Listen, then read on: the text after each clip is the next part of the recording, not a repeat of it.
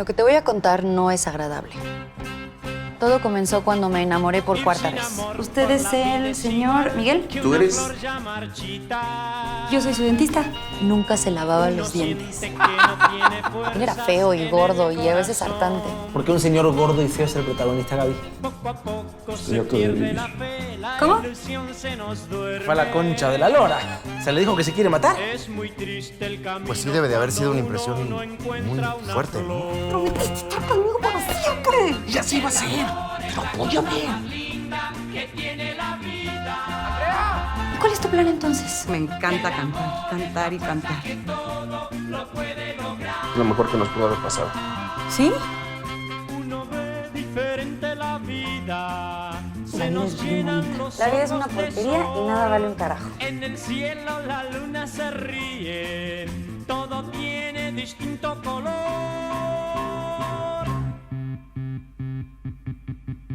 El amor es la cosa más linda que tiene la vida. Yo a veces no me lavo los dientes. El nombre está de la verga. ¿El de la directora o el de la película? ¿Ahí te digo?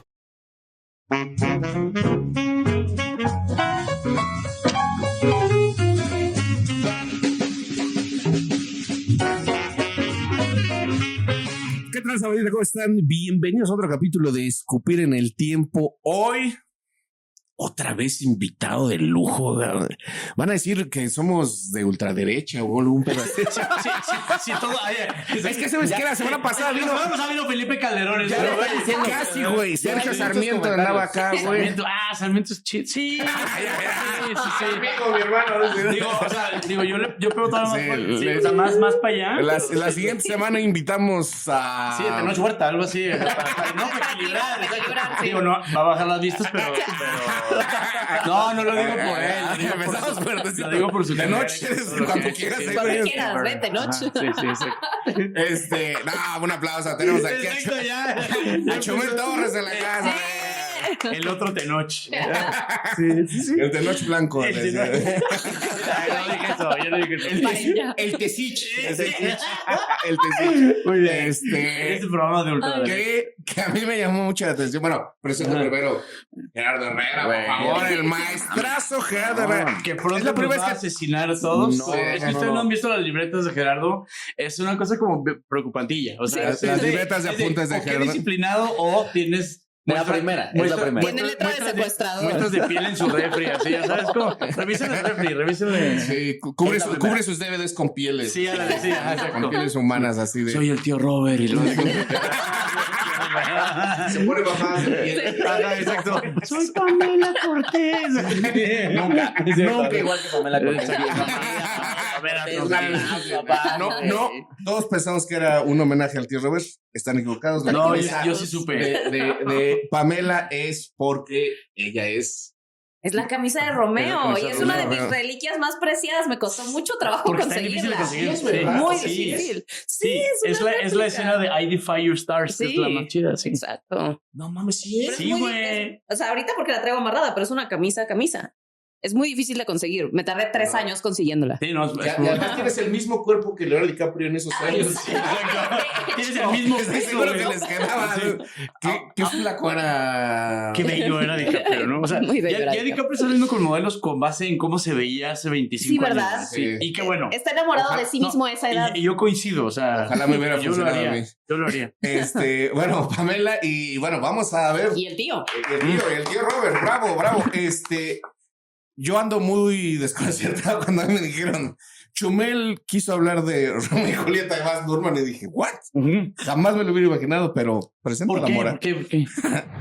Así es, banda. Esta semana, el tío Robert, Pam y Jerry van a analizar Romeo más Julieta, una película del año 1996 dirigida por Baz Luhrmann, protagonizada por Leonardo DiCaprio, Claire Danes y John Leguizamo, basada en la obra original de William Shakespeare. Contó con 30 diferentes nominaciones, entre las que destacan Mejor Diseño de Producción en los premios Oscars del año 1997, y ganadora de 15 premios más, entre los que destacan 3 BAFTA. Así que ya saben, banda, vayan por unas palomitas y déjenos en la caja de comentarios su opinión sobre esta obra.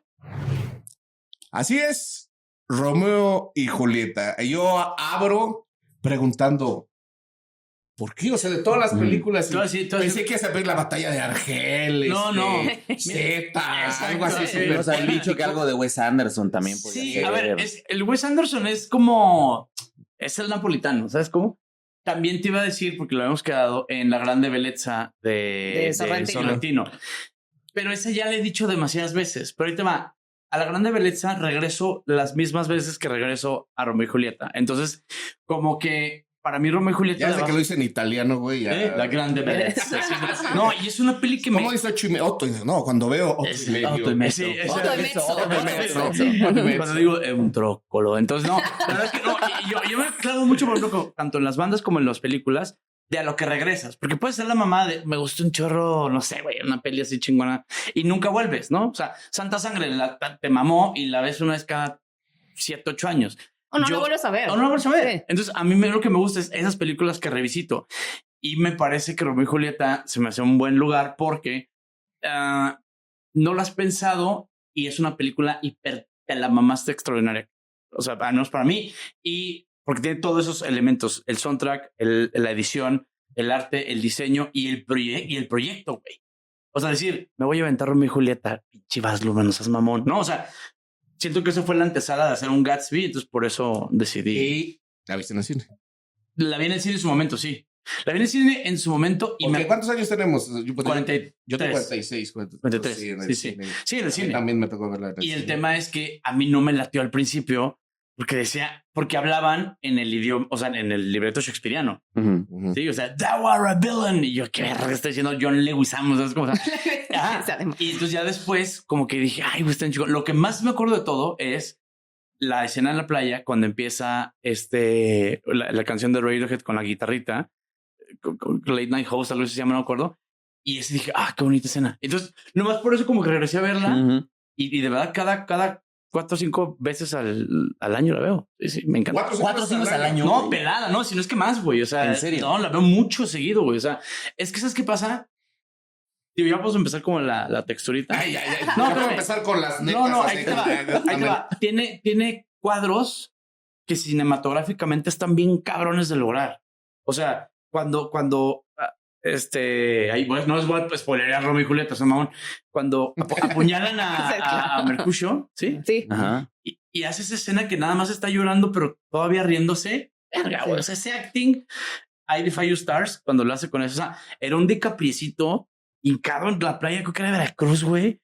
Y era la primera vez que sentí como la... ¿Sí es Veracruz? Creo que es Veracruz. Sí. No mames, no sabía. De hecho, está fumando cigarros alitas. Y que, a diferencia de la película de Franco Sefirelli, sí entiendes lo bonito y lo fugaz que eran estos güeyes. Sin mencionar ese intro de Baz Luhrmann cuando empieza el papá, la mamá, la tele.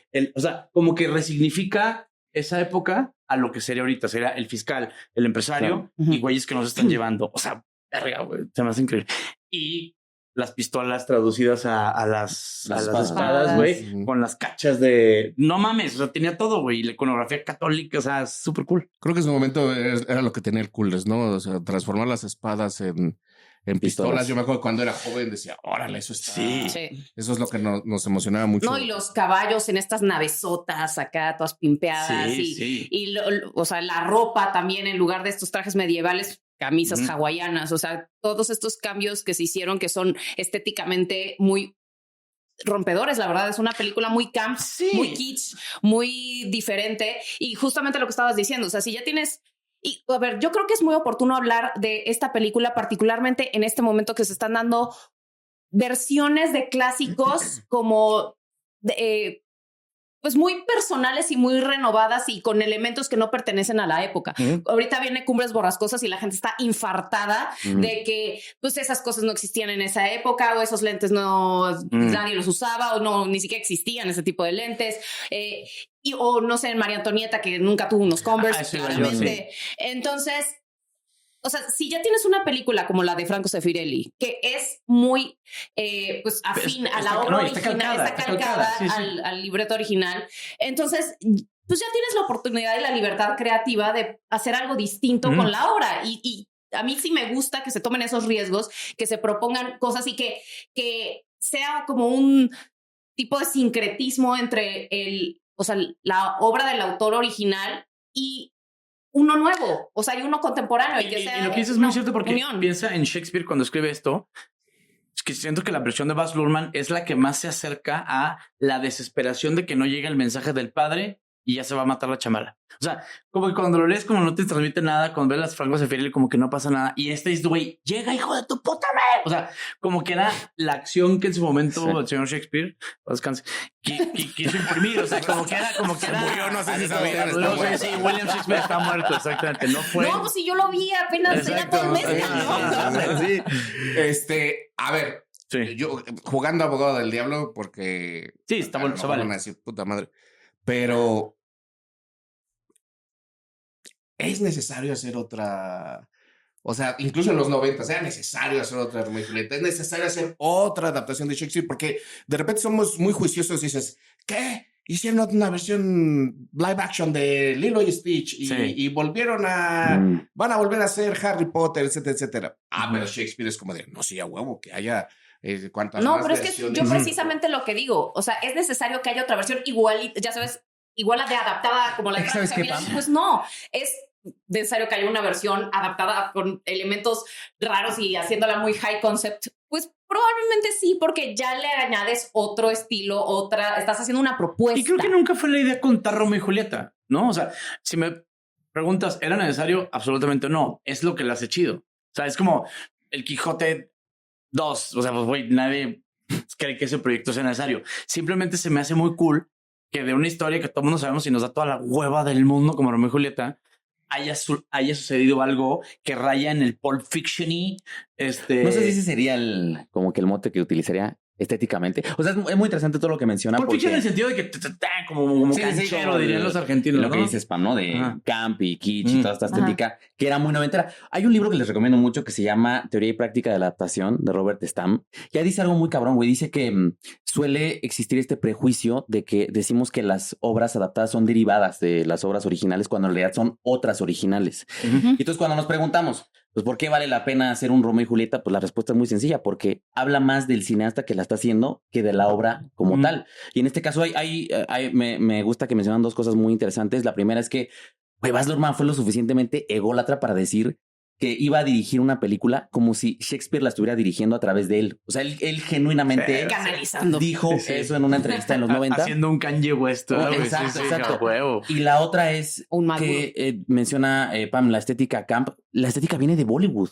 O sea, Baz Luhrmann se va a la India, un viaje espiritual y va a aprender de lo que pasa en la India y entonces empieza a ver cine de Bollywood y decide traer esa estética y yo creo que esa se nota porque además hay que decirlo dramáticamente, son dos películas. O sea, es una película cuando empieza donde vemos estos cortes acelerados muy a la Natural Born Killers, muy a la Bollywood, con muchos colores, estos naranjas muy reventados del atardecer. Estética del videoclip noventero. Que él dice que es más una estética heredada de Shakespeare que de MTV, porque sí se le cuestionó en algún momento que si estaba muy inspirado en los videoclips y él decía que no, que era Shakespeare ahí está mamando porque claramente es un intento de MTV.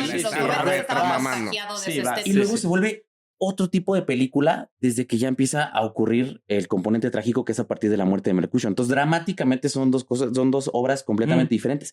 Y para mí funciona mucho mejor en las pausas, en los silencios, que cuando están declamando los diálogos todo el tiempo, ¿no? O sea, cuando yo apreciaba mucho cuando los personajes no hablaban, porque creo que todavía no era el DiCaprio que era consciente de los diálogos que estaba diciendo, porque además todo el mundo lo sabe, Shakespeare es musical.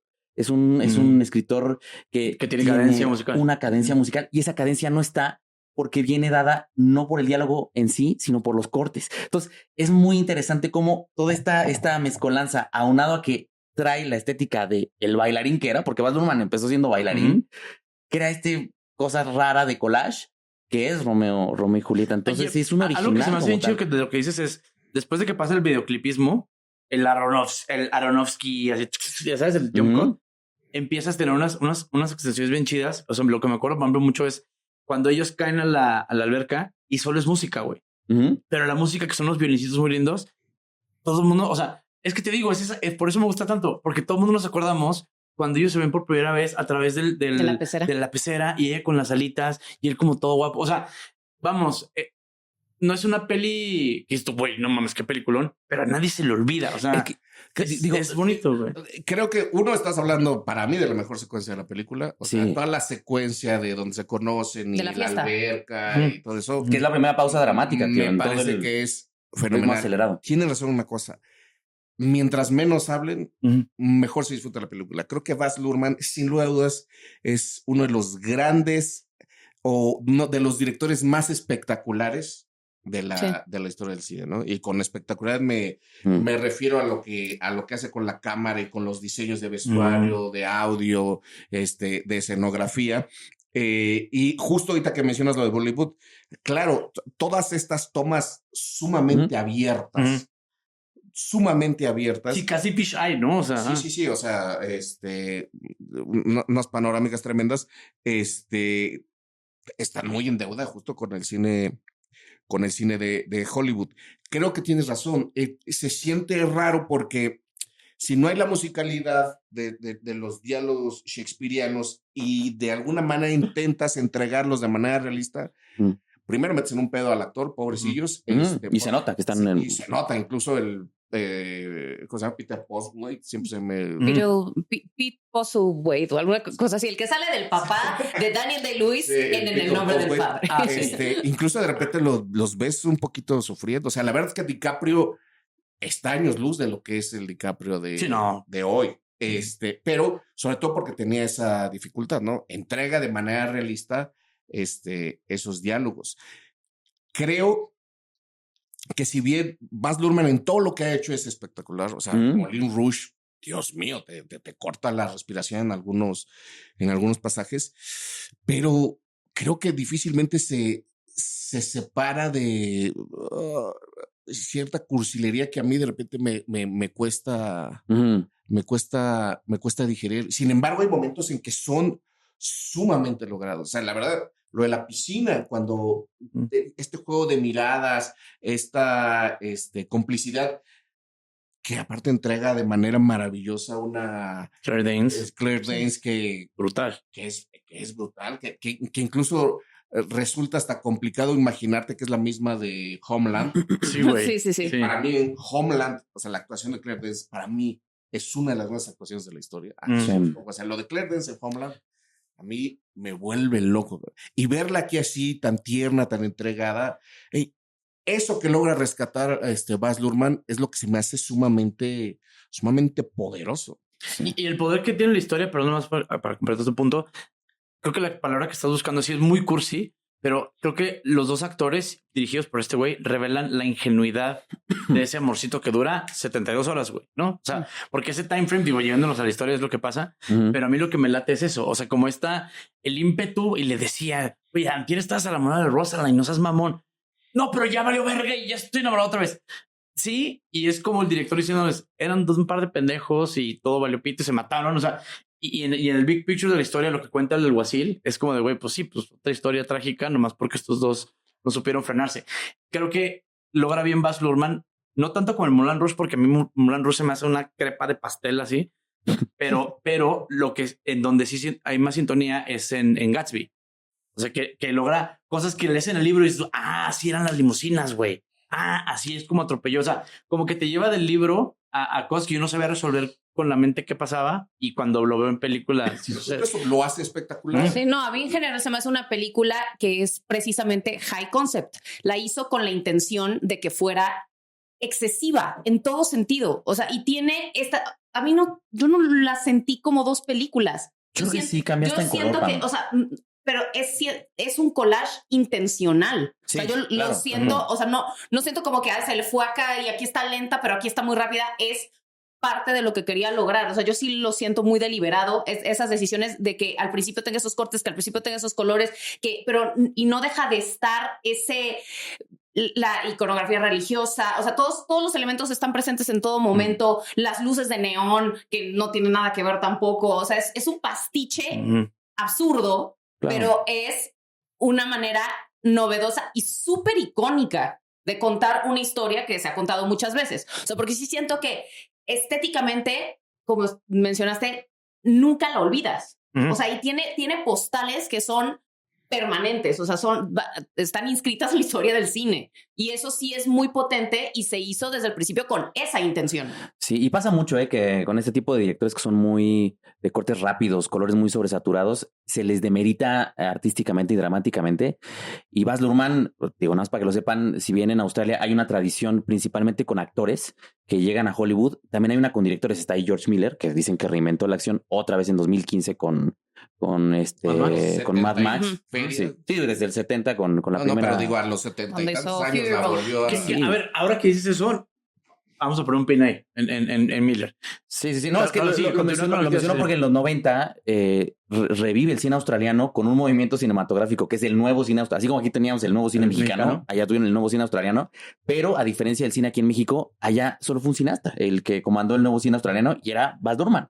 O sea, estás hablando de un movimiento que tiene a un solo cineasta que rápido brincó a Hollywood y llevó su estética a Hollywood, llevó sus principios a Hollywood, pero creo que sí, al menos a mí, lo platicábamos antes de empezar de Esculpir el tiempo de Tarkovsky, que le hacemos homenaje con el título de este podcast.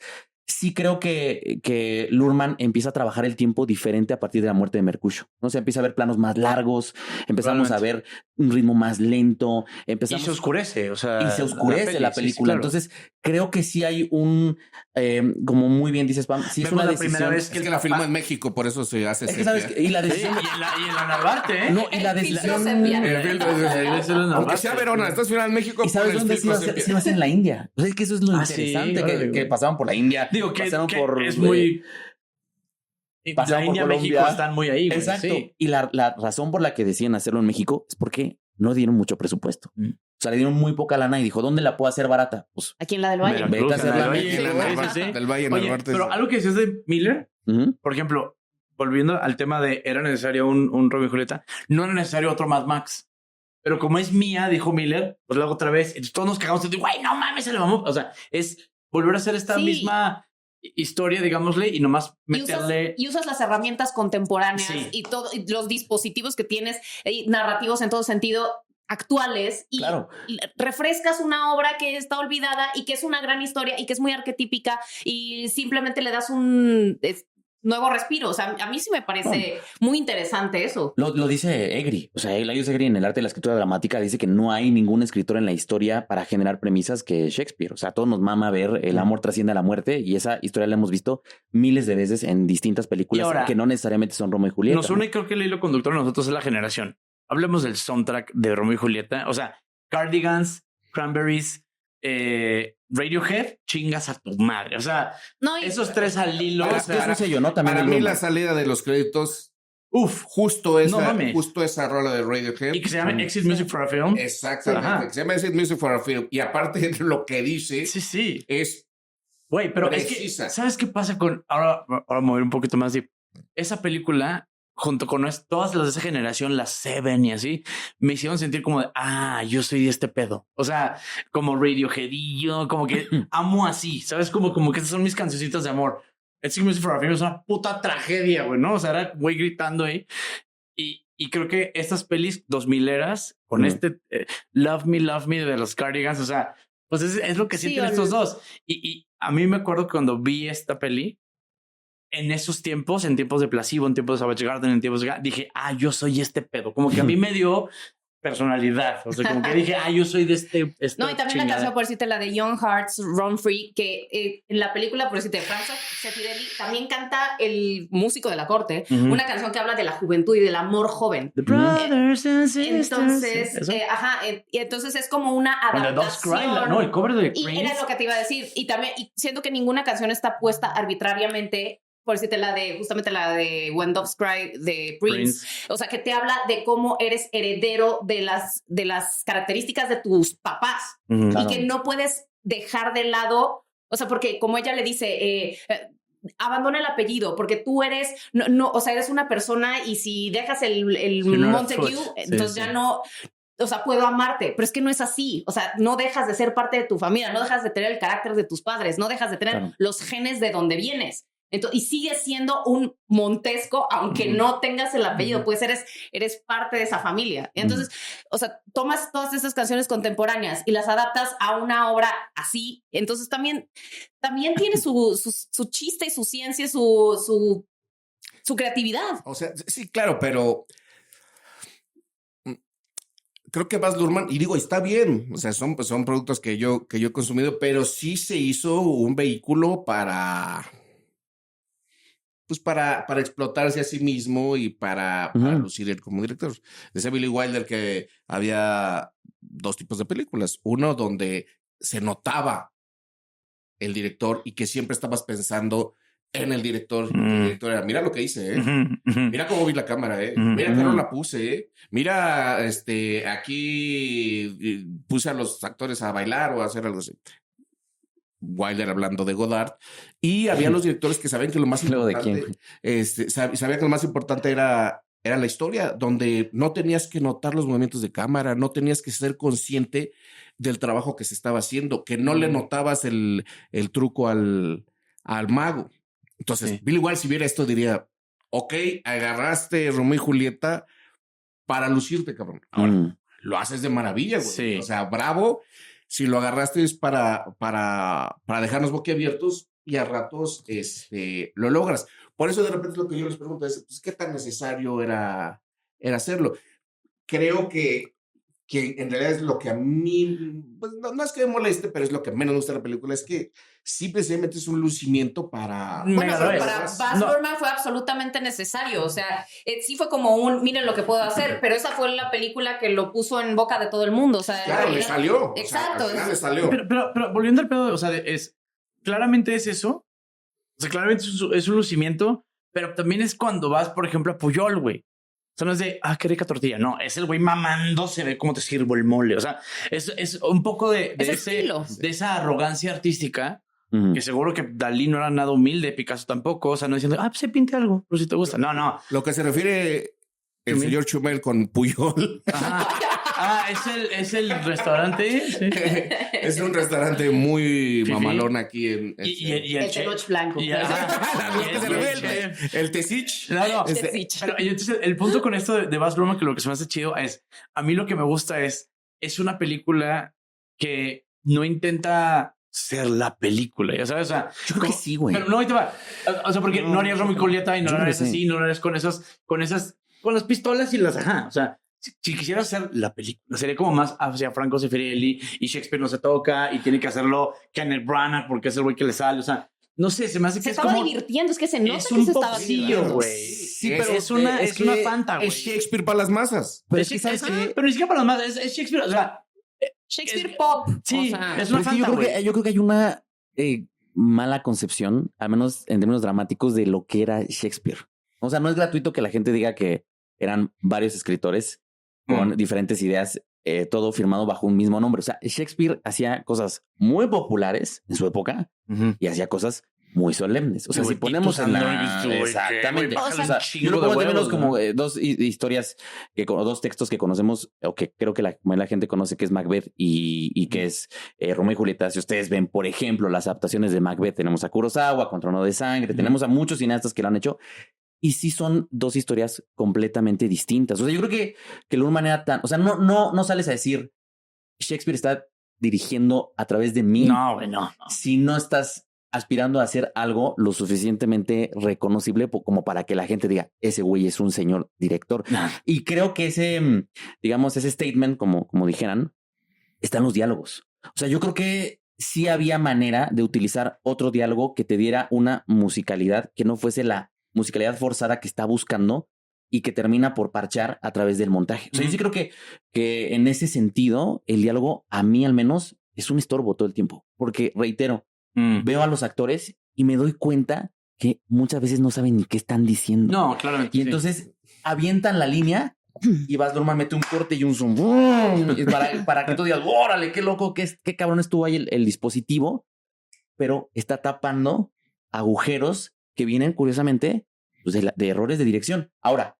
eso hace que no lo haya logrado en otros momentos. Yo estoy muy de acuerdo contigo. para mí a nivel montaje hay un candor, hay un frenesí, que es el frenesí juvenil del amor, al principio con estos tonos muy coloridos, y hay una tragedia que está ahí al fondo con esos colores saturados, pero creo que en obras como Gatsby lo logra mejor, güey. O sea, es un texto que creo que funcionó mejor porque el protagonista de Gatsby es un protagonista. Porque pasaron 6 siglos, güey. O excesivo. sea, Exacto. El tema es que estás hablando de Gatsby, que se escribe en los 20s, 30s, güey. Claro. O sea, sí, pero es hacer Quijote con el idioma del Quijote. A mí se me hace que eso es precisamente por lo que me gusta. Porque deja ese idiomilla que nadie entiende. Y hay partes, por ejemplo, incluso que la cinematografía ayuda a que entiendas qué es lo que está sucediendo. Toda la escena donde dame el beso y te lo tengo que regresar porque el fraile y la verga no sé qué, como que en el libro no lo captas y aquí es como un dialoguillo. No, y tocaste, yo creo que un tema bien importante que es lo generacional, güey. O sea, si estamos otra vez, si vemos cine de los 90, principalmente de los primeros 5 años de los 90, porque sí, del 97 en adelante cambia muchísimo, ¿no? O sea, si vemos, no sé, Matrix 7, sí cambia un poco se vuelve muy sombrío el cine, sobre todo el hollywoodense del 95 en adelante. Este es del 96, está justo en la pancita, pero sí trae arrastrando Natural Born Killers, sí trae arrastrando ese cine que muchos llaman un cine videoclipero, ¿no? Que ese es como el mote con el que hablan de ese cine de principios de los 90. Y como testigo de esa década, al menos para mí, si bien es una película icónica, no es la más icónica, güey. No, o sea, no es la que volteas a ver para hablar de esa. A ver, pero de las películas de romance sí creo que es de las más icónicas. Yo no. Yo sí. O sea, yo como la veo. A mí lo que me gusta es que no la quiero enaltecer. Es una Dr. Pepper, güey. Pero es de. Sí, exactamente. Entonces, el tema es que, podemos haber traído a Sorrentino y La Grande Belette, y cómo se le... No, es que se trata un poco también de hacer... Pero es cuando quiero ver algo que digo, qué chingón es esta madre. Eso, güey, o sea... Sí, porque realmente esas son tus películas favoritas, las que ves y ves, no la mamada que viste alguna vez que te pareció muy mamadora y que nunca volverás a Es divertida tocar. y espectacular, sí. Eso es innegable. O sea, Baz Luhrmann de verdad la trae. Hay que ver lo que hizo después. O sea, sí, Moulin Rouge. A mí Moulin Rouge me gusta mucho porque es excesiva. O sea, es una locura. Es una torre de Babel, así. Sí. Y me encanta, pero sí hay que poner cierta distancia porque es justo eso, un vehículo de lucimiento para Baz Luhrmann. Nada más recordarles, cuando a inicios del cine, el cinematógrafo era visto como un juguete para analfabetas. O sea, no tenía ningún prestigio, ningún reconocimiento. No era considerado una bella arte, ni mucho menos. De las primeras cosas que se empezaron a hacer para darle cierta validez al cine, como para que las grandes esferas culturales o incluso económicas se acercaran al cine, fue hacer adaptaciones de Shakespeare. Que era una estupidez porque era cine silente. Pues de repente nada más veías al actor hacer así con una calavera y dicen, ay, mira, ya está diciendo. Y un chorizote así de texto, güey, sí. No, ni siquiera lo ponían. Era como está diciendo, porque pues ya no la sabemos de memoria. Pero era un absurdo. Sin embargo, le servía, porque no podías terminar diciendo Shakespeare es malo. Entonces salían diciendo, oye, qué buena película. Claro. Es Shakespeare, no puedes decir que es malo. Creo que un poco ese truco hace Baz Luhrmann aquí. Sí, y no, tocaste el punto, los primeros 20 años del cine, hay adaptaciones de Verne, ahí está Mary Shelley con Frankenstein, Edison hizo una adaptación ahí, o sea, casi todo el cine de esa época pues era adaptar al nuevo medio, que en esos tiempos sí era un invento, decían, de un entretenimiento de feria, decían, ¿no? De circo, y por eso era muy barato. Para analfabetos, o sea, ahora ya es muy caro, pero antes era baratísimo, y bueno, había un trabajo de adaptación muy fuerte ahí. Ahora, también lo que quiero decir es, Luhrmann aprovechó a experimentar. O sea, yo creo que lo que tienen que hacer los cineastas cuando acceden a un presupuesto en el que no pueden acceder en su país y actores a los que no puede acceder en esos momentos, tiene que experimentar. Y de verdad, yo anoté, hice la lista de recursos que utiliza Baz Luhrmann en la película. Usa movimientos de cámara, movimientos ópticos, motion blur, jump cuts, aceleración de metraje, alentar el metraje, cámaras lentas. O sea, utiliza... De verdad, si ustedes ven... Videoclip, güey. Todos los recursos habidos y por haber. Pero experimentar. Dijo...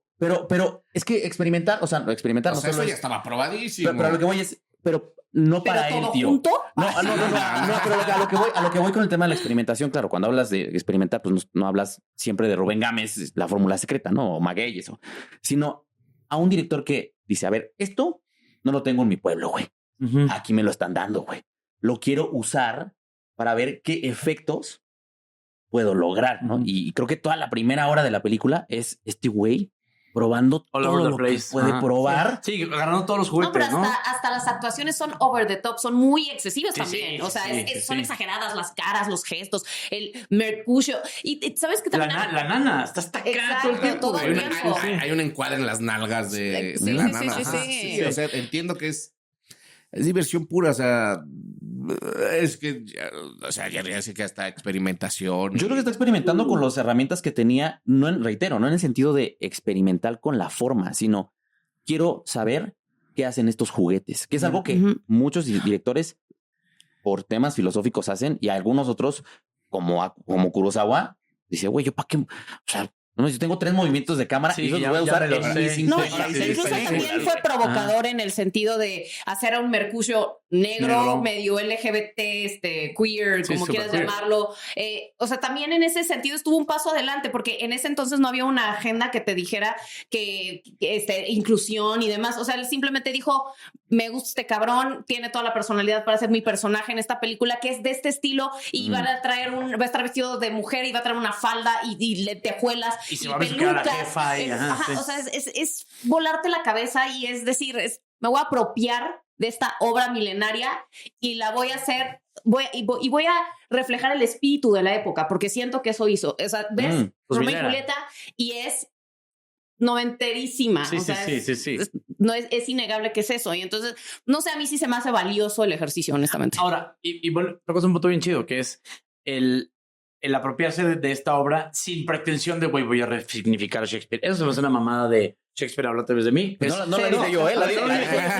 No. Lo dijiste tú, cabrón. No, es Baz Luhrmann siendo Baz Luhrmann. Sí, ese güey se siente... Es Jerry hablando en el lugar de Baz Luhrmann. Sí, exactamente. Algo que Baz Luhrmann a través de mí está expresando. Que me gusta un buen. O sea, es que en todas las secuencias están planeadas para que sean preciosistas. O sea, como que nada está fuera del lugar, como que todo está como muy videocliposo, güey. Y creo que es precisamente a mí lo que me late esa peli y lo que me hace regresar. Y que eso es un sello distintivo de Baz Luhrmann y que después yo creo que su mejor alumno sería el de La La Land, Damien Chazelle. Damien Chazelle. En La La Land y ese tipo de cosas. No, pero para mí está muy lejos Baz Luhrmann. Sí, no alcanza, yo creo que también. Pero Baz Luhrmann lo hizo muchísimos años antes. Pero a mí lo que me gusta de esa, ahorita que yo como que dipeando un poquito. De hecho, por ejemplo, esta última de Baz Luhrmann, de Chazelle, que... Babylon, wow. Yo creo que le debe mucho a la estética Baz Luhrmanniana. No sé, a mí lo mejor de Chazelle se me hace Whiplash y...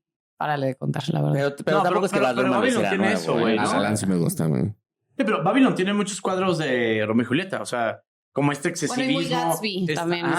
Que es ese empate. O sea, a mí se me hace como que empieza como a florecer otra ramita que apuntó para allá.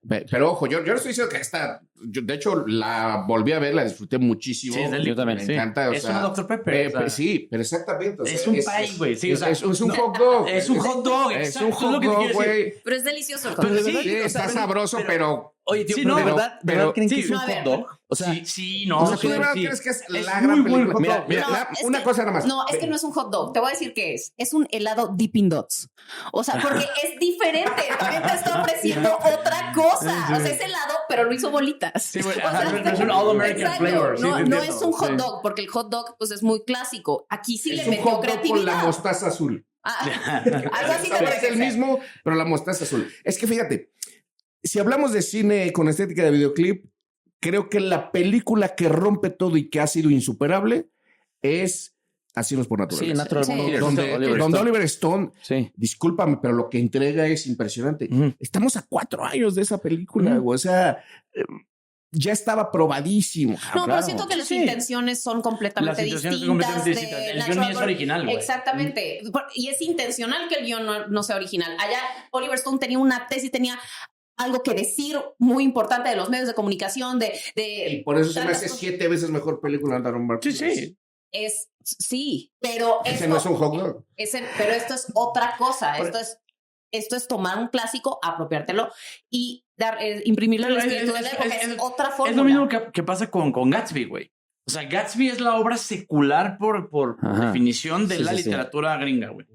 Todo país tiene su No, y esto obra. les mama Gatsby. Sí. El hecho de que lo haya hecho como lo hizo, güey, o sea, medio exagerado, medio negro, o sea, personajes muy sórdidos, medio narcotraficantes, o sea, es lo que me gusta del señor Luhrmann. Es como de, güey, no se toma tan en serio de, hiciste Gatsby, ya sabes, o sea, Claro. como que también se da chancita de, güey, salirte un poquito del margen y Sí, colorear. yo vuelvo a chido, insistir, güey. Yo vuelvo a insistir. Romeo y Julieta, la obra original, no es para nada solemne.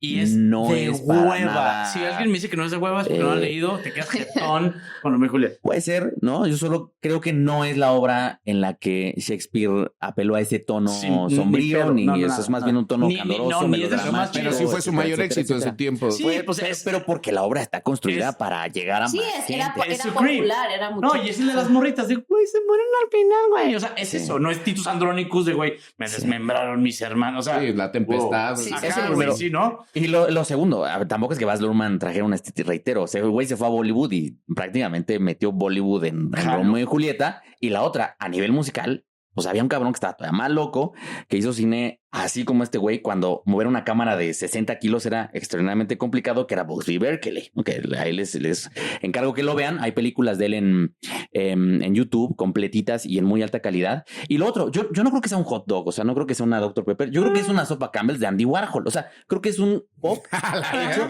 Yo sí creo, güey. Es un pop hecho por alguien que tiene mano. O sea, si tú, un hot dog es Minecraft, la película, Five Nights at Freddy's, güey. O sea, yo sé que voy a ver una. No, eso no, está porque sabroso. no, Eso no está eso sabroso. es una sopa Campbell. Esa es una Oreo, güey. Ese es un taco asador feo del metro. Y eso.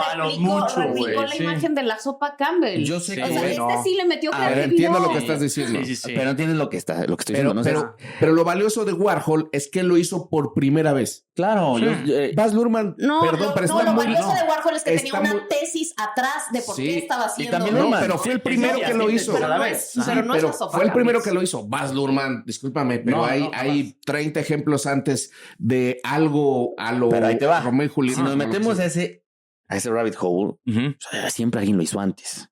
¿Sí me explico? O sea, tampoco nos podemos meter es que Oliver Stone en Natural Born Killers la rompió porque nadie lo hizo antes. El cine setentero está repleto de películas con ese tipo de estética, con ese tipo de montajes, con ese tipo de... Yo nomás por lo que creo que es un hot dog es porque no vale la pena profundizar en un hot dog.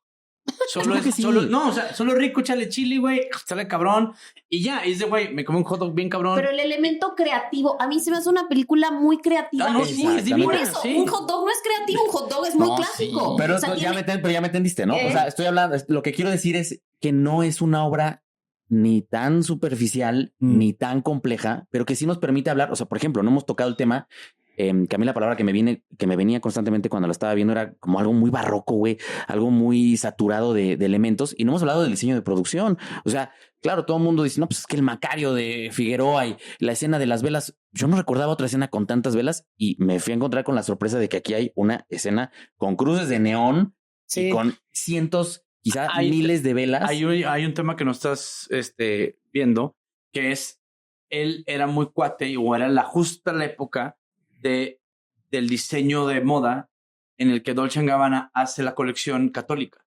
Y entonces fue una cosa de que, güey, ¿por qué tener el Sagrado Corazón? Güey, de ahí se agarró la artesanía mexicana para hacer todos los Sagrados Corazones que te busques y mandes, de ese quichismo de la Iglesia Católica. Para mí ahí nace un chingo de, y así te doblo la apuesta, un chingo de esa cosa de la videoclipsación de Jesús y la Virgen y estas cosas barrocas italianas, por ejemplo, porque haces un Verona en Veracruz, cabrón. Claro. Y algo que me gusta un chingo, por ejemplo, en ese barroquismo de los ricos, por ejemplo, también hay unos pasajes mega desolados, como todo el tema de la playa. Es decadente y cabrón y medio prostitutas así. Que además eso le funcionó porque se le venía una tormenta que paró la producción. Y entonces el rollo chido, por ejemplo, es de el diseño de producción hace eco del tiempo en el que está hecha, güey. Cabe mencionar que el diseño de producción lo hace su esposa, Catherine Martin, que lo ha acompañado en toda su carrera y ha hecho el diseño de producción de todas sus películas. Se ha ganado creo que 3 Oscars, no sé ¿Baz cuánto. Luhrmann no es gay?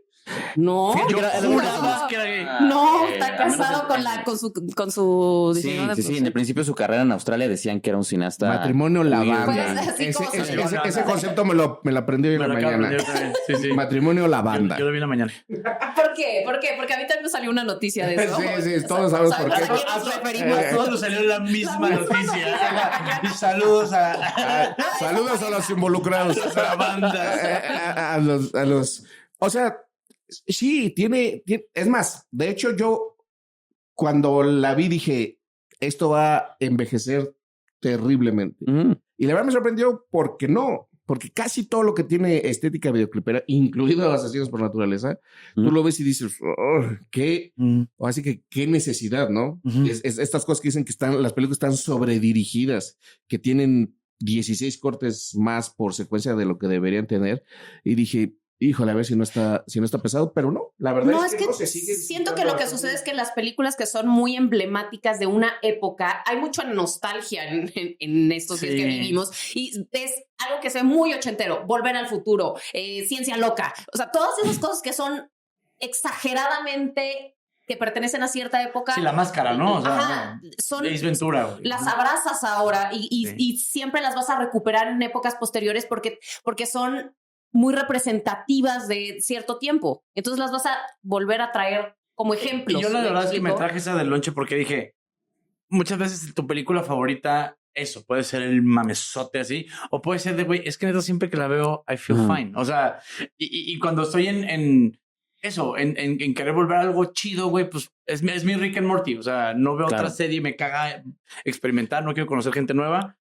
Pero sí, ¿me entiendes cómo? O sea, Sí. y esa peli, creo que muchas de las veces cuando definía, porque le platicaba a Pam, cuando definí cuál era mi canción favorita es porque es una canción a la que recuerdo todo el tiempo. No porque en su momento me haya hecho sentir bien cabrón, sino que es a donde mi alma regresa y dice, y es casita. Y eso es su mejor.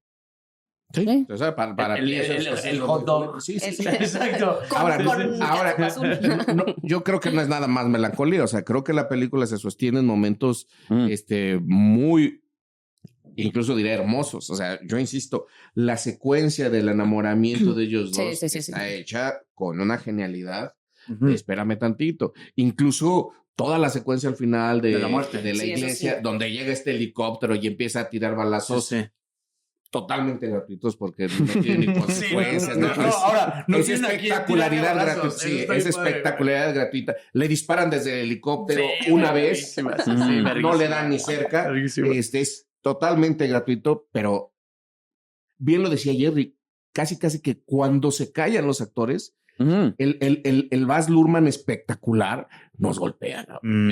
Es que esa es para mí la razón por la cual sí ha superado o trascendido el paso del tiempo. Cuando decide detenerse y empezamos a ver ahora sí un montaje significativo en donde, reitero, hay pausas y entonces vemos a Mercutio caminar con la herida y entonces Tienes toda la razón, en vez de soltarla, porque cuando empieza la forma en la que entregan las líneas es pum, pum, pum, pum, pum, pum, corte, volteamos la cámara y entonces todos están atropellando y están hablando muy rápido.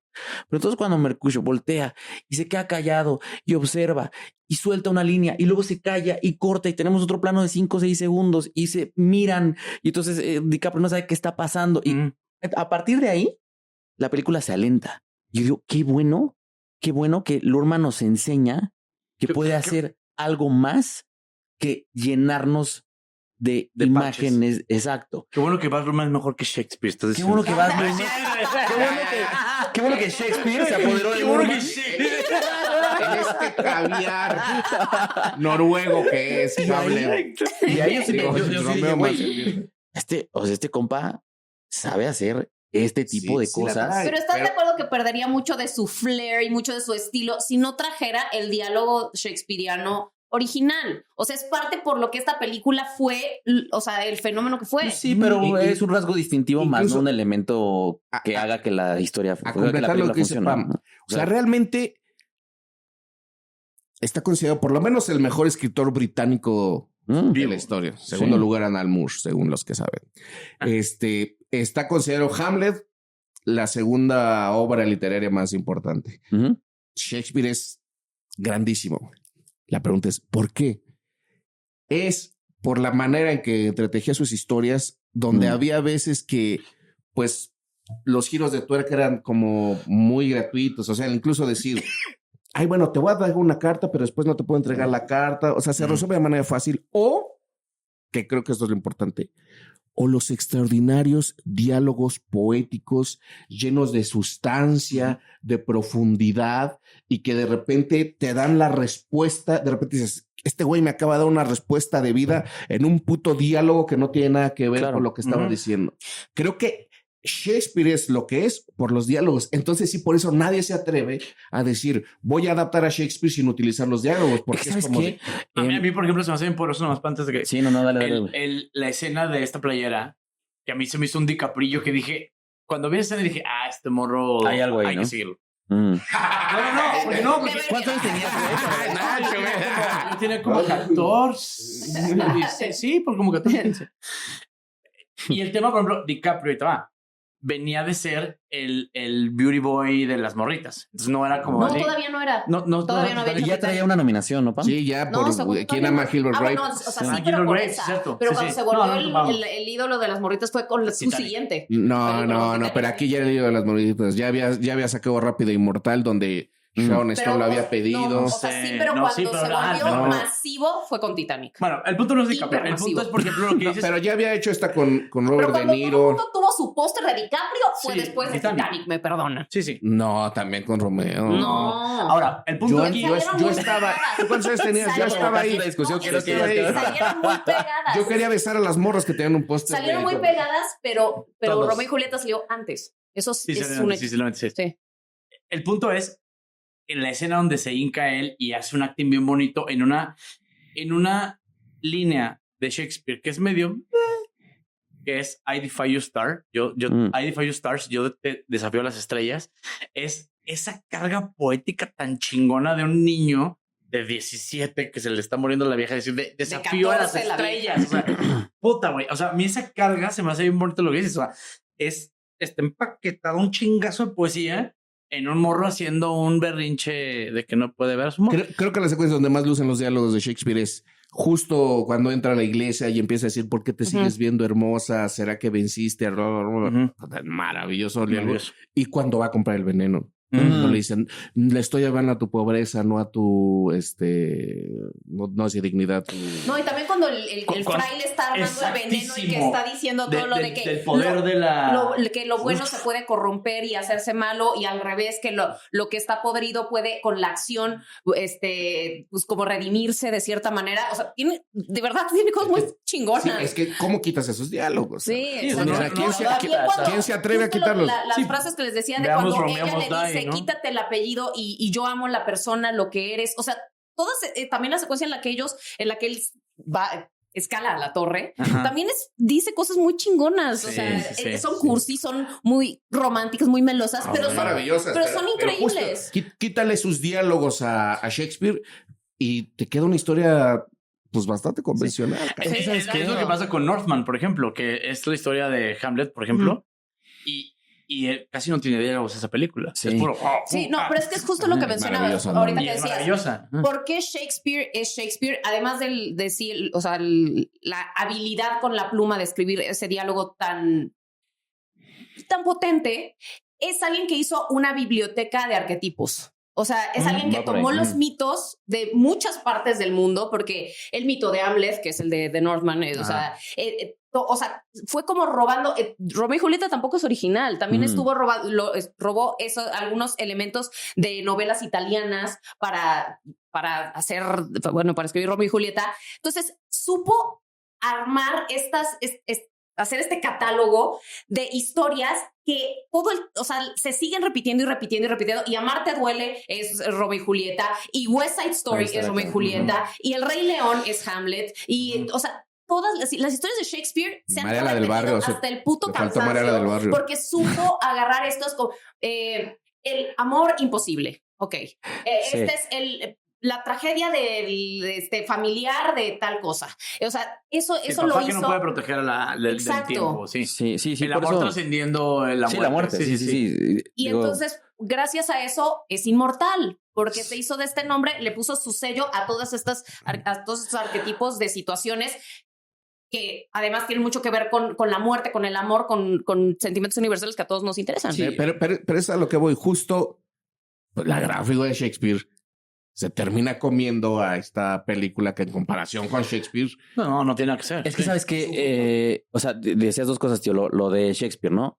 Vuelvo a repetir el título del libro, que de hecho ese se considera el mejor libro para aprender a escribir, lo que sea que vayan a escribir, para escribir cine sobre todo, aunque no fue dedicado a cine, que es El arte de la escritura dramática de Egri. Y Egri le dedica un capítulo completo a explicar por qué Shakespeare es Shakespeare. Órale. Es el capítulo de la premisa. Y dice, a ver, güeyes, vamos a analizar obras de teatro y vámonos que Tartufo y vámonos que La Casa de las Muñecas creo que es y vámonos a analizar. No funcionan. ¿Por qué no funcionan? Bueno, ¿y por qué sí funciona Shakespeare? Y la respuesta que él da es porque, reitero, no hay escritor, dice él, en la historia que escriba o que tenga premisas como las de Shakespeare. Órale, y entonces se enumera todas las premisas desde Macbeth, Otelo, Romeo y Julieta, Hamlet, y empieza a exprimir esa esencia. Y entonces él dice, a ver, lo primero que tú tienes que tener antes de escribir es tener una premisa, porque la premisa te va a dar la respuesta a qué vas a contar. ¿Cómo se redacta una premisa? Una línea muy sencilla. Si nosotros agarramos cualquier obra de Shakespeare y ponemos ahí el embudito y sacamos la gota, Sí, la decantas, sale esa frase muy sencilla: el amor trasciende la muerte, los celos llevan a la destrucción del ser amado, la ambición lleva a la autodestrucción. Todas las obras de Shakespeare tienen esa particularidad. Pero es bien chistoso con lo que dices de las premisas, porque en el arena donde tiene el ámbito de la comedia, ¿no? Es muy diferente. No, es exactamente eso. O sea, los mejores comediantes, Carlin es Carlin por sus premisas, güey. Y es que ahí está la clave. A veces sí, a veces no, sus premisas, o sea, y son cosas, por ejemplo, a mí me pasó la primera vez que vi por ejemplo, a Bill Burr, dije, eso es algo que se me ha ocurrido, porque la premisa es algo que se te ha ocurrido. Nomás el quién sea cómo, pues ese es donde está la verdad. Exacto, y lo que dice Egri es, no importa el género dramático, no importan los personajes, porque todo lo que tú pones en esa estructura está orientado a decir, a enunciar de alguna u otra manera esa premisa, y no hay ninguno. Oye, duda, como ¿es la primera de Luhrmann? La segunda. No, Strictly Ballroom es la primera.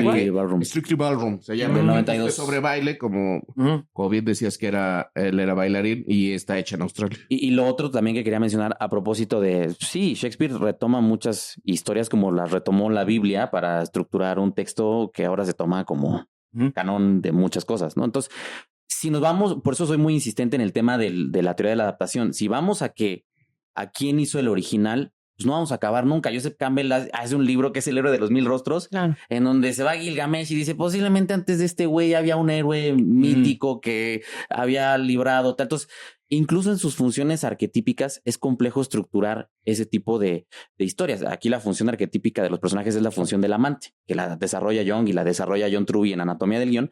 Y entonces, si nos vamos como a es que sí es muy original o no, yo vuelvo a lo que dice Robert Stam. Hay que valorar la adaptación como lo que es, no una obra derivada, sino un original que suele hablar más de las intenciones y los intereses del director, como lo vimos con Kubrick en El Resplandor, como lo acabamos de ver con Park Chan-wook en No Other Choice y lo vimos con Costa Gabras en The Axe, que es la misma historia adaptada del mismo texto, pero son películas bien diferentes. Vale. La adaptación, hay que entenderlo, es un nuevo original, aunque se suele creer que la obra adaptada es una derivación de algo supuestamente, ¿no?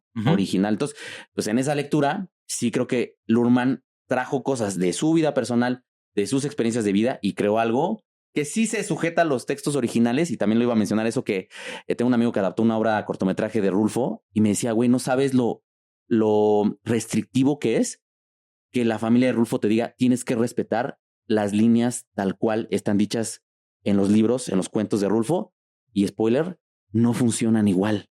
Decir las líneas de Rulfo en un cortometraje o una película no funciona. Porque entonces, son dos idiomas diferentes. Cuando no pueden dicen ser película una canción, güey. Exacto. Y lo menciono porque hay mucha gente que dice es que Rulfo es inadaptable. Y cuando emerge la pregunta de por qué es inadaptable, bueno, porque la familia, cuando cede los derechos, hay una pequeña cláusula que dice no le puedes cambiar una coma a ninguna de las líneas de mi papá. Porque si no te sale un Romeo Must Die, güey. O sea, ¿no? Y creo que, digo, en el caso concreto de Shakespeare, que ya se murió hace mucho tiempo, pues ya hay ¿Ya una murió? obra. Hay una obra, es una obra que ya se puede explorar de muchísimas maneras y que se sigue explorando de muchísimas maneras, aunque muchos no acepten que le están adaptando, ¿no? Yo no me encanta esa filosofía de que es una es una nueva obra. ¿No original? La adaptación. Pues es que es Porque un justo prejuicio arcaicísimo, tío. habla de las intenciones del que está haciendo la adaptación y se me hace muy peligroso y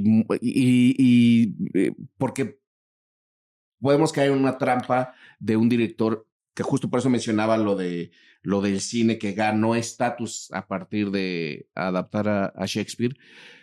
Pues que de repente uno diga, ay, bueno, está adaptando a Shakespeare, algo ha de saber. Porque si te das cuenta, todos en algún momento quieren hacer su Shakespeare, porque saben que es 90% probable que no vaya por mal camino, porque ¿quién se atrevería a decir? Por la premisa, tío. Pero La es premisa lo que te digo, en cierto momento Shakespeare adaptó los mitos. Claro. Y Es que, ¿sabes qué? Esta idea de asumir la nueva obra o la adaptación como un original también tiene que ver con el tema de los nuevos medios, ¿no? Que es teoría de narratología. Por ejemplo, hay un cuento de Harlan Ellison que les recomiendo un chingo, que ahorita está resonando un montón por el tema de la inteligencia artificial, que se llama Quiero gritar y no tengo boca, que es uno de los... Se le considera como uno de los cuentos de ciencia ficción más importantes, si no es que el más importante de la historia. Y lo adaptaron a un juego de Windows en el 95, creo que también. Y entonces se agregan cosas o se incluyen cosas narratológicas o dramáticas que no pertenecen al medio en el que fue concebido originalmente.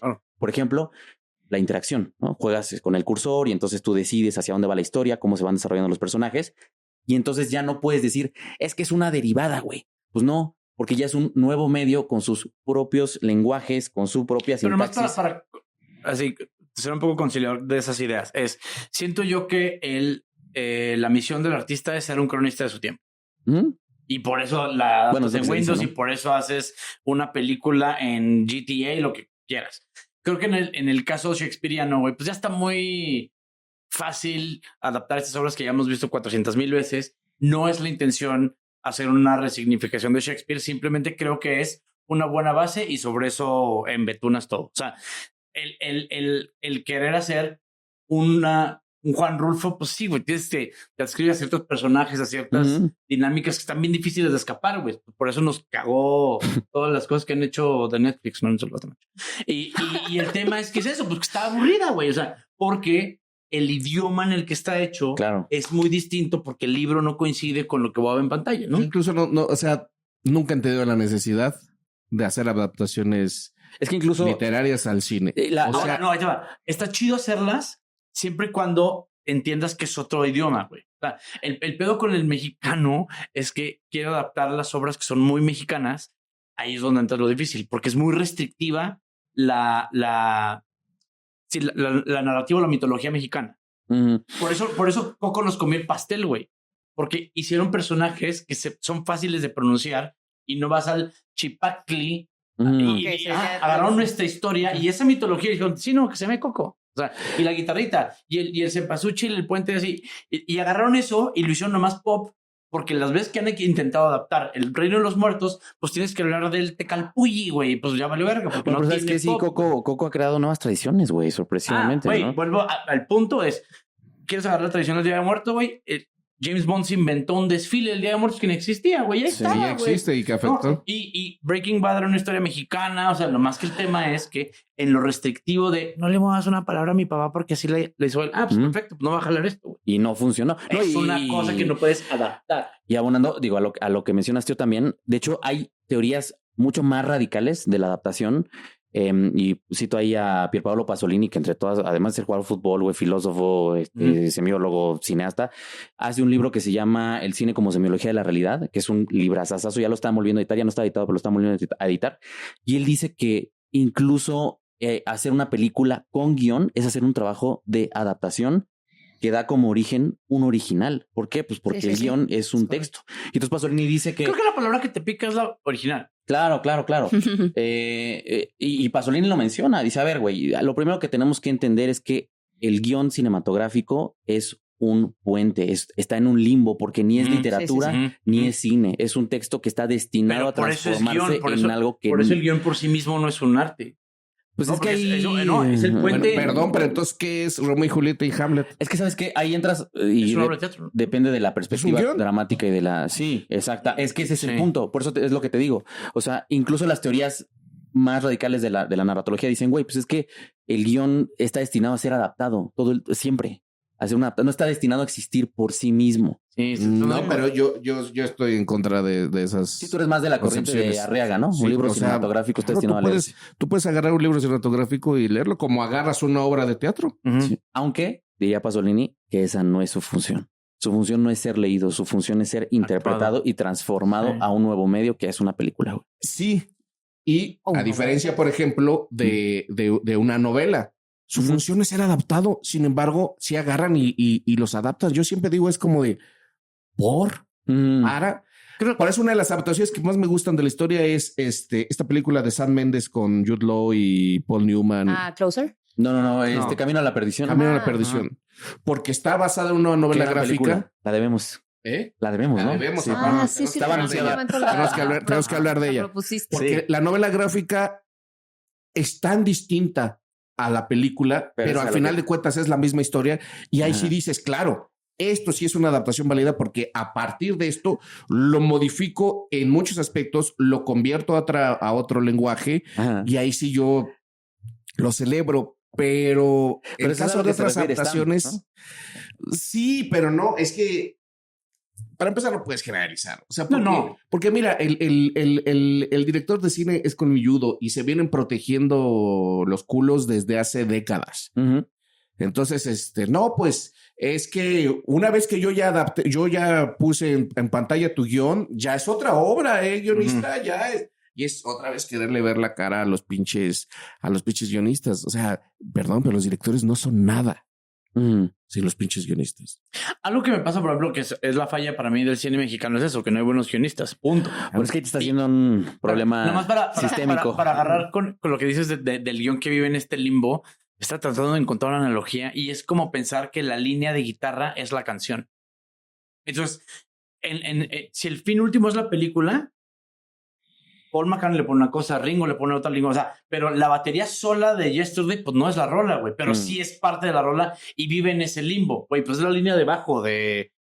Sí, sí. Ajá. Sí, pero si tú lees la línea y tienes la capacidad de leerla A y eso escucharla voy. en tu cabeza, Sí. es una obra.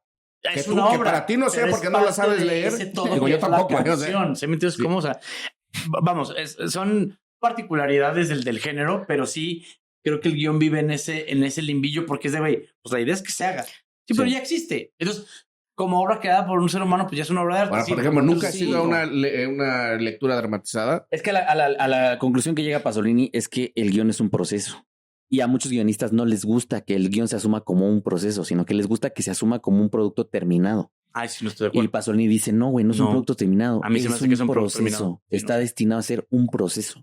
Si el guión no es rayado, no se sustituyen escenas, no se modifican diálogos, no se cambian las luces porque la locación no daba para como se dice ahí que estaba, entonces no cumple con su función, que es la de ser ese proceso. Estoy de acuerdo, pero yo creo que ya es una obra en sí. Sí. Mira, te voy a dar un ejemplo. Yo, fíjate que nunca he visto, que la tengo que ver porque ya la vi en un chingo de listas de lo mejor del siglo, nunca vi El Árbol de la Vida. Uf, Buenísimo. Bueno, Sí. te voy a decir por qué no hay que la hablar vi. de ella. Y tiene demasiados años, si quieren hablamos de ella. Porque Sean Penn lo leí en una entrevista y dijo, no tienes idea de qué hermoso guión era El Árbol de la Vida. Ujú.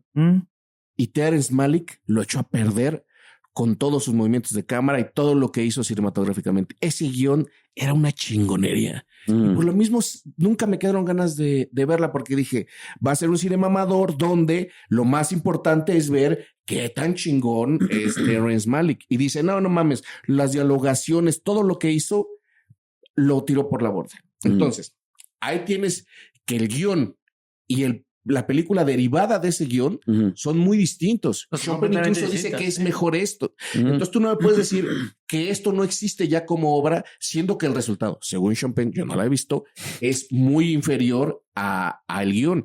Existen los dos, cabrón. Claro. Ujú. Sí, Existen los dos. creo que sí. Sí. ¿Cómo deciste, tío? Yo estaba no, Sí, como que sí, sí. viendo quién ganaba. No, yo reitero. ¡Ay, o sea, su corazón! es que al final vuelves a lo mismo. O sea, es lo que dice Robert No, Stamp. pero ¿y sabes qué pasa? Ahorita como comediante es lo que pasa. Yo he visto guiones de compañeros comediantes que entregan para hacer series y la serie es una basura, güey. Claro, porque entran productores. Nombres. Güey que dice, sí, esto no, y ese güey sale toda la carnita, güey. O sea, Ajá, pero o sea, ahora, lo que adolece el guión es que está sujeto a interpretación y es a mí donde me caga. es que ese es el punto de Pasolini. O sea, reitero, el guión es leído no para que tú lo leas y digas, qué chingón. Es leído ¿Pero para por que qué tú no? digas. O sea, sí va podría ser como una obra literaria en sí. Claro. Sí. Y por eso hay corrientes. O sea, hay corrientes. Sí. De un lado está Pasolini diciendo el guión es un proceso y del otro lado está Guillermo Arriaga diciendo a mí me reconoces como el cineasta y el artista que soy porque antes que ser cineasta soy escritor y ni siquiera le llama guión cinematográfico, le llama libro cinematográfico. Entonces, son posturas que están en dos polos antagónicos, en donde algunos dicen, no, pues claro, el guión se va a rayar. De hecho, le llaman, ¿no? Tío, guión de trabajo, después entra el guión técnico, cuando entran los tiros, el shot list, etcétera. Pero los dos etcétera, existen y los dos son obras. y hay quien dice, güey, no, el guión existe por sí mismo y debe ser leído. En el caso, por ejemplo, yo te diría hasta de la comedia, me imagino que cuando escriben algún stand-up, pues el stand-up no es stand-up hasta que llegas, te paras y te enfrentas al público. Yo siempre ¿no? le he dicho que el stand-up depende de la entrega del comediante, pero también del guión. Claro. Es que estoy de acuerdo. Y siempre he dicho, tú puedes ver un guión de determinado comediante, lo ves y dices, puta madre, esto no trae nada. Lo ves Subirse, entregado por cierto comediante y te cagas de risa. Claro. Pero también hay guiones que los lees y nada más de leerlos, Ya estás. ya estás cagándote Sí, de pero risa. su finalidad, tío, no es que yo o sea, Que yo me cague de risa leyendo. no es que yo te lo dé y me digas, ¿qué te parece? Es que yo lo lleve a una ejecución. O sea, estoy de acuerdo contigo. Pero es que Yo he comprado y leído libros de guiones de stand-up. Te doy otro ejemplo. Después del putazo de Pulp Fiction, se editó aquí en México el guión de Pulp Fiction. Yo lo agarré, lo compré, lo leí porque traía 3 escenas más. Que ese guión editado no es el guión de la película. No, es lo que había escrito primero Tarantino, porque trae 3 escenas más. Entonces el guión es distinto a lo que es Pulp Fiction. Aquí sí, la película es infinitamente superior a lo que es el guión, pero el guión escrito tiene 3 secuencias más. Los dos existen. Es que yo Pero estoy de acuerdo entonces no contigo. entiendo por qué dices que no se deberían adaptar las novelas si también Exactamente. se añaden nuevos elementos a cuando una novela es adaptada al cine y en otro medio y con otras herramientas y otro lenguaje y, o sea, es Pero se igualmente adaptan nuevos válido. elementos. Y también son... pero por supuesto, Sí, claro. porque ya estás hablando de un lenguaje visual, Sí, es un medio, sí. audiovisual, es Exacto. diferente. Estás usando música, estás usando cortes de cámara, tomas, imágenes, punto, todo. sí, exacto. Hay actuaciones, hay interpretaciones. Entonces o sea, sí es una contradicción, porque sí existen también las dos y sí Exacto. deberían ser adaptadas también. Pero lo que pasa con la adaptación. Sí, Es que la pinche Xumel. La pelaron. Baz Luhrmann mejor que Shakespeare. Sí, exacto. Es que no. Vamos a Por eso terminar de enemigos a muerte, Capuleto Ya. y Montes con esta mesa. Por eso Ok. hablo de teoría de la adaptación rápido, ¿no? Como para presentar los dos extremos. Y de hecho también... Tenemos que cortar porque el tiempo sí. de satélite es Sí. carísimo. Es carísimo. Y porque la pila está fallando. ¿Qué está pasando? Se está calentando. Está calentando, la conversación, tío. ¡Actuarte, cabrón! Te deberíamos vas con Sarmiento, bro. En serio. Vean esa peli, es un gran hot dog, les va a encantar. Yo insisto que es un hot dog. Y después el mismo Baz Luhrmann seguiría basándose en adaptaciones. Cuando quiso hacer Australia, le fue, No, eso sí es una fue porquería. terrible. Entonces, pues mejor me va a lo seguro y Gran Gatsby. Sí, agarra un texto Sí, probado, o sea, precioso. Sí. y eso es lo que a mí de repente a mí no me atrae. O sea, es como de si ya leíste el Gran Gatsby, o sea, vas a ver una adaptación por curiosidad, Güey, no mames, ya salió una de Baz Luhrmann. pero no te duele en pensar la gente que dejó de leer el Gran Gatsby porque vio la película de Baz Luhrmann. No sé si eso pasó. Bueno, es que- profe. Es que el Gran Gatsby es el platero y yo de allá. O sea, lo leen a huevo. Sí. Sí, Ah, sí, sí. allá. Allá. Ahora, Pero aquí volviendo a la teoría de la Nadie lo lee, adaptación, güey. lo que se dice es que estas obras, la búsqueda que tienen es idealmente mandarte al material en el cual están no pasa. basados, ¿no? No sé si pase o no, pero... Bueno, pero al Ya final lo del están día, apurando. alguna idea se te quedará de lo que es la obra. Exacto. A través de la película. Sí, la gente, sobre todo ahora ya no le gusta leer, pero por lo menos voy a sabe sonar que como un viejo decrépito, pero Jane Gatsby. la gente tiene que regresar a los libros. Es urgente. Sí, de acuerdo. Amo el cine. Lo amo, lo adoro. Pero está ya tan manipulado, tan cerrado a los verdaderos artistas, que es urgente regresar a la literatura. Y tío, aunque me digan que estoy loco, a la palabra escrita. También. A la palabra escrita. Bueno, yo soy un viejo, tú un loco. Una disculpa porque llegaron a lugares donde... Eso Sí, pasa fue por ti. con sus Ya es más seguido, porque nos tenemos que ir, se está calentando la pila. No sé por qué. Pero, banda, los esperamos aquí en Escupir en el tiempo. Pam, muchísimas gracias con tu camisita de Romeo. Chumel, Yo, gracias por con tu mi- camisa de Julieta. Yes. Pudiese. Sin problema. Sin pedos, nada más faltó las luces de neón. Y yo, pues, Pasolini. Y tú como, así dirige Baz Luhrmann, ¿eh? Así dirige Baz Luhrmann. Sí, Así. tú. No Y lo yo, creo. y yo soy Paul Sorvino, Sorvino, claro. Exacto, Paul el Sorvino. papá de Julieta. Muchísimas gracias, Chumel. Gracias por A venir. ustedes, Gracias, güey. qué padre. Nos vemos, los esperamos aquí en Escupir en el Tiempo. Muchísimas gracias. Supongo que en algún momento en medio se paró la conversación para ver el tráiler de una pregunta ridículamente fácil, y si no, lo aventamos ahorita o avéntalo al principio, lo que sea, pero nos vemos ya porque está a punto de estrenarse las funciones de preestreno. Muchísimas gracias. Bye.